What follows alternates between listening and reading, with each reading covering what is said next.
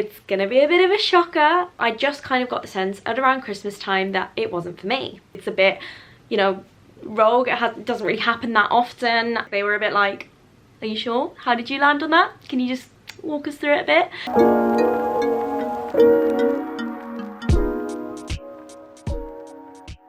Hello everybody and welcome back to my channel. How are you all doing? I hope you're well. As you can see from the title of this video, it's gonna be a bit of a shocker. I've got some news to tell you all, and no, that is not clickbait. I have left my graduate scheme. I will give you a bit of context first for any of you who aren't super familiar with my channel, and then I'll go into it in a little bit more detail, and then I have some really exciting news to reveal to you all. So for starters, you guys know that I studied English literature at the University of Cambridge. I then graduated into the pandemic and worked in another role for a year before joining my graduate scheme. It was obviously a very difficult time trying to secure a job, and graduate schemes were getting cancelled and there was a lot of uncertainty. Really loved my first job, but knew I wanted to work for quite a large company and be part of a graduate scheme in order to do lots of learning and training and sort of be on that fast track process progression route to a more managerial or senior position, and graduate schemes often enable that. Obviously, I didn't really know what I wanted to do with my career. I'd done a degree in English and didn't have a lot of business knowledge, but knew I wanted to be in the business sort of world. So I applied for a business graduate scheme, and this was a 2-year program with 2 separate rotations, meaning I spent a year in one part of the business and then a year in another part of the business. And I really liked this model because not knowing anything about business, it meant I could actually upskill in the area and simultaneously gain experience in 2 different parts and learn more about the business world, the retail world, work out which functional area of the business that I actually wanted to be in, all while gaining these skills and having that freedom to sort of fail and learn and try again. So that's why I picked the business grad scheme at my company. And you guys know that I did a year in commercial as an assistant buyer, and I'm currently in my second year, my second rotation in group communications as a communications executive. And I have loved my time on the scheme. I've loved the teams I've worked in, the kind of projects I've worked on, the kind of work I've been exposed to, and all of the responsibility I was given. And I am so grateful for the opportunities. I really loved my whole time on this business graduate scheme, and it has been right for me. I think not knowing anything about business, I've definitely got out of it what I wanted to get out of it.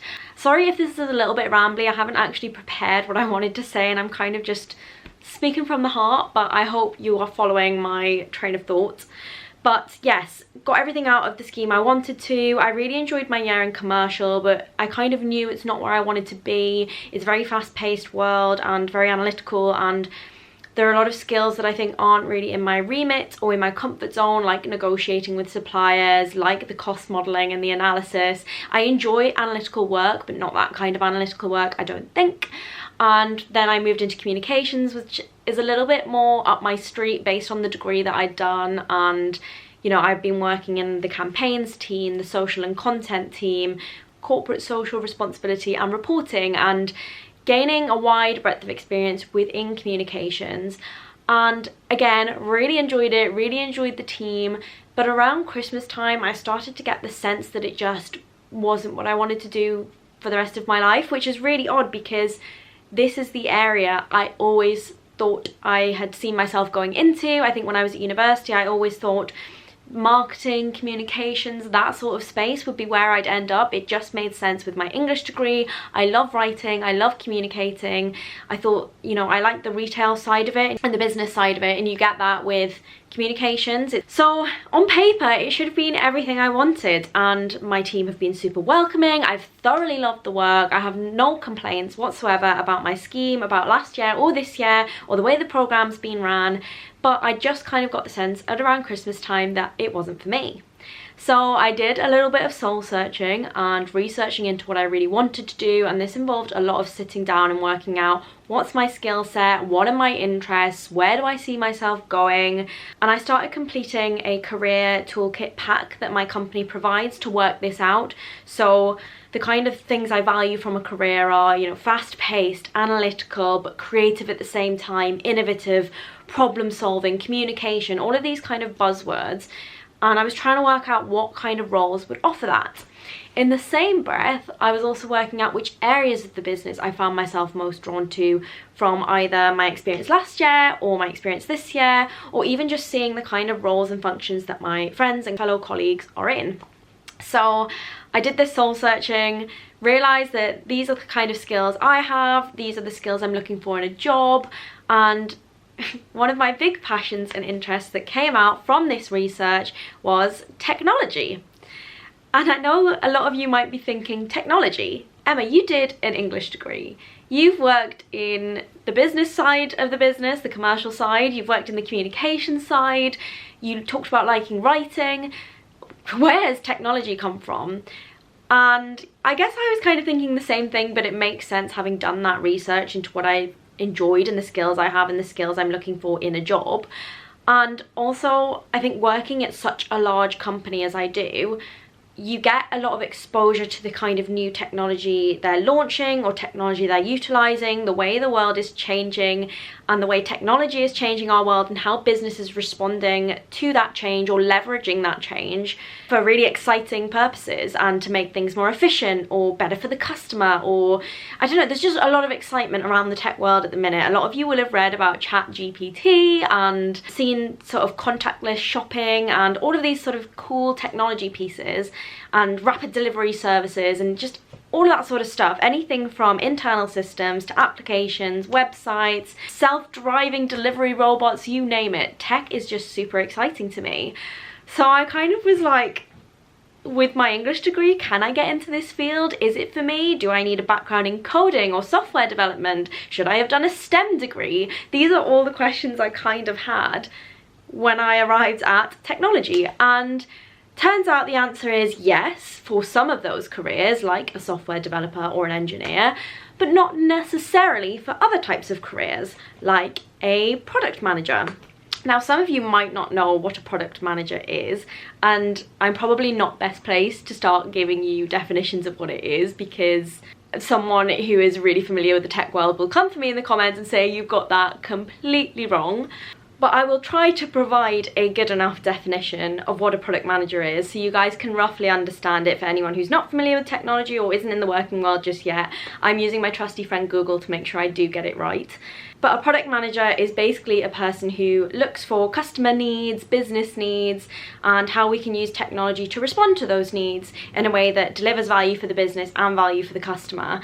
And they kind of sort out the priorities of what kind of work they want to work on, how they think it can deliver this value, what that value might be, which stakeholders this satisfies, the kind of roadmap or timeline for delivering this and all of your objectives. And that's kind of the bigger picture, but in terms of the more granular day-to-day, they also organize priorities and work out, you know, issues that they need to fix and new features or products, tech products that your company or team might want to launch. And then they engage the designers, the developers, the key investors and stakeholders, the customers, bring all of these people together, get them into a room and work in these sort of fast-paced sprint environments usually, where you have a go at launching one of these things or trialing one of these things and going back to the drawing board and re-evaluating why it did work, why it didn't work, what's the next feature to work on, what's the next project to work on. And I am aware that I'm saying words like features and projects, which will trigger a lot of people who do know a lot about the technology world, but put that aside for now. I'm trying to explain it in quite simple terms for people that might not know what the role is. So I kind of pinpointed technology and this product manager role as an area that I would be really interested in going into. And I brought this up to my program managers at around Christmas time, New Year, and my line manager, and they were super supportive about it after I explained my sort of thought process behind it. I think when I first said, I want to pursue tech, they were a bit like, are you sure? How did you land on that? Can you just walk us through it a bit? And after I kind of explained to them where the idea had come from, they were fully on board, fully supportive of it, and really wanted to enable me to get to where I wanted to get to. So that brings us to today, where I am quitting my business graduate scheme, and transitioning into my company's technology graduate scheme. Yay! Random career switch, but here we are. No, it's not so much random. It does make sense when I explain it. But that is what I'm doing. So not completely quitting the graduate scheme just yet. I am just shimmying across into the technology world. I've been doing a lot of reading, a lot of prep work, online courses, speaking to managers and fellow colleagues and fellow graduates in this field to learn as much as I can before I start and hit the ground running in April and start my new graduate scheme.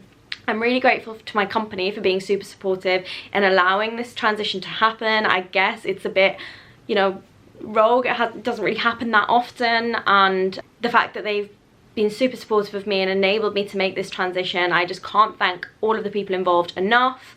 I sat 5 job interviews last month, and let me tell you, it was a stressful time, and I have kind of come off social media a bit just to decompress because I've been running at 100 miles an hour to arrive at, 1, this career path and actually get there, and 2, do all of the prep work needed to get to this place. Like, it wasn't just overnight. I was like, I'm gonna pick that and go for it. It's been a long process, lots of months of really thinking about it, doing the prep work, speaking to the right people, working out my various routes in. I did investigate also entry-level positions, not just the graduate scheme position, and interviewed for positions like that as well, and ultimately landed at the graduate scheme being the best place for me because, again, as I've already said in previous videos, it gives me that chance to learn and explore. I get to rotate around different areas of the business still, just like I do on my business graduate scheme, try different teams and projects and areas, internal facing tech, external facing tech, back end, front end, and really learn what part of technology that I want to be in because,